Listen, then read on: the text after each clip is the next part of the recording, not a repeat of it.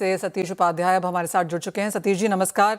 बुआई के नंबर्स हमने लगातार गिरते हुए देखे हैं, स्पेशली दालों के लिहाज से 10% नीचे पिछले साल के कंपैरिजन में।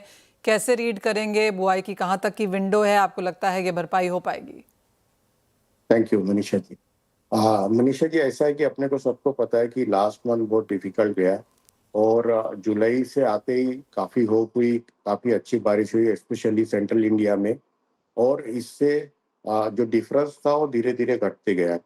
हमारा ऐसा मानना है कि जैसा खरीफ में 3 मेजर क्रॉप होती है, तुअर की, उड़द की और मूंग की।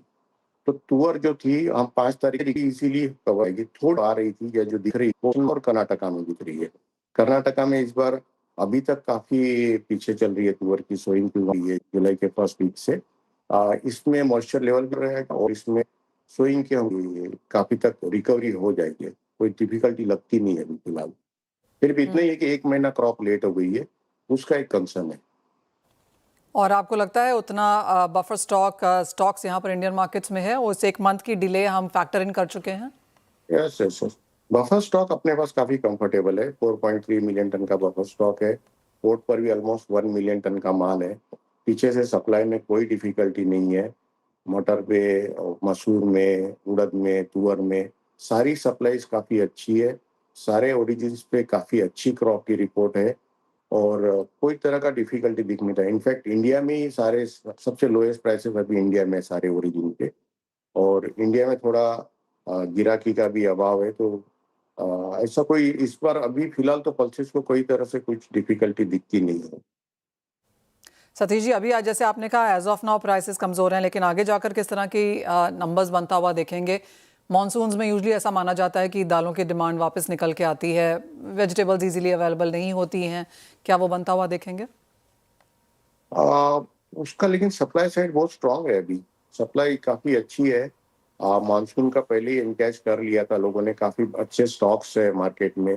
ट्रेडर्स के पास भी अच्छे स्टॉक्स है, पोर्ट पर भी अच्छे स्टॉक है और गवर्नमेंट के पास बफर स्टॉक है, तो वो इंटरवीन करते आ रही है। गवर्नमेंट ने लास्ट मंथ से इंटरवीन करना चालू कर दिया था कि फेस्टिवल का टाइम आ रहा है, तो गवर्नमेंट को लग रहा था कि कोई तरह से इन्फ्लेशन में पल्सेस का कहीं जिक्र नहीं आए।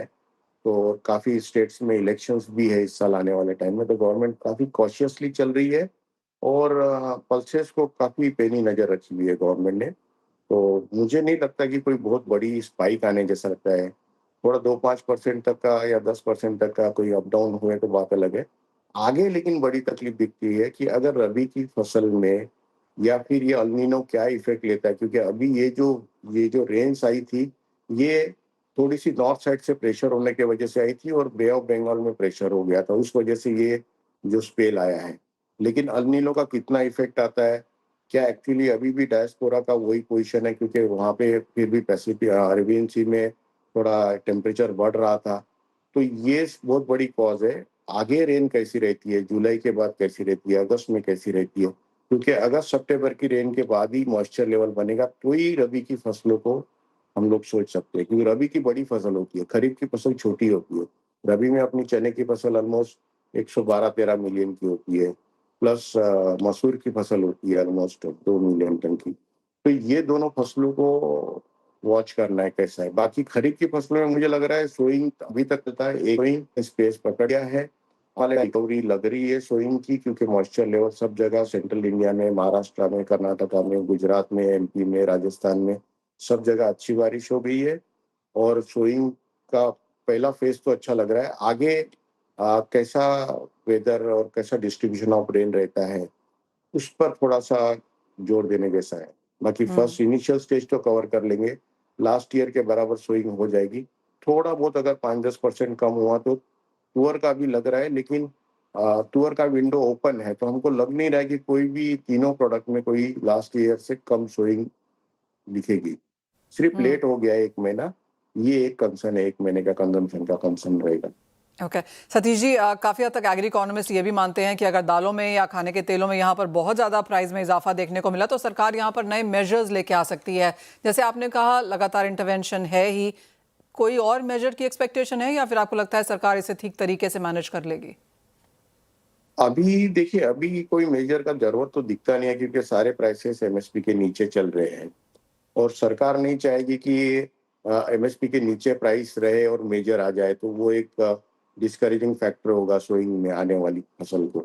तो अभी फिलहाल तो मुझे कहीं से कहीं तक नहीं लग रहा है। सिर्फ इतना ही है कि जो नया एफटीए साइन हो रहे हैं, आज भी मैं सुबह ऑस्ट्रेलिया के साथ में चैट पे था, तो उनका यही मानना हो रहा है कि एफटीए होगा तो हमारे यहाँ से ड्यूटी निकालना चाहिए। लेकिन मुझे नहीं लग रहा है कि गवर्नमेंट अभी कोई तरह का ड्यूटी में या कोई तरह का नया स्टेप लेगी, जिससे और डिस्करेज होके प्राइसेस नीचे जाए। प्राइसेस कंफर्टेबल लेवल पे है, सारे एमएसपी के नीचे है और उल्टा यहाँ से बहुत बड़ी तेजी भी नहीं दिख रही है अभी हाल फिलहाल में। Point taken. Satish ji as always बहुत शुक्रिया साथ जुड़ने के लिए। तो एज ऑफ नाउ स्थिति यहाँ पर इन कंट्रोल नजर आती है, सरकार ने इसे बहुत ही बेहतरीन तरीके से मैनेज किया है, लेकिन कंसर्न रबी को लेकर, एल निनो को लेकर आगे बन सकती है, तो उसके ऊपर ऑफकोर्स यहाँ पर नजर रहेगी। वेल इसी के साथ फिलहाल इस कार्यक्रम में इतना ही समय है, मुझे भी दीजिए इजाजत, लेकिन आप बने रहिए हमारे साथ, हम लेकर आएंगे आवाज समाचार।